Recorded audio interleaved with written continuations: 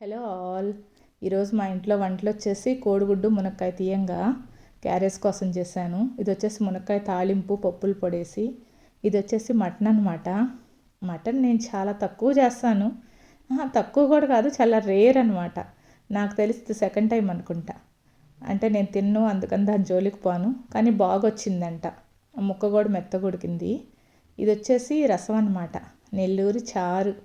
అదేంటో నాకు కరివేపాకు కొత్తిమీర చూస్తే రసం మీదకి వెళ్ళిపోద్ది మనసు. ఆ ఫ్లేవర్ కూడా చాలా బాగుంటుంది. ఇది వచ్చేసి మినప్పప్పు రోటి పచ్చడి, ఊరి నుంచి వచ్చేటప్పుడు ఇచ్చారు. ఇవి వచ్చేసి నీరు మజ్జిగ, నిమ్మకాయ పిండేసి జీలకర్ర అల్లం కరివేపాకు దంచి తేరేసి చేస్తే బాగుంటుంది.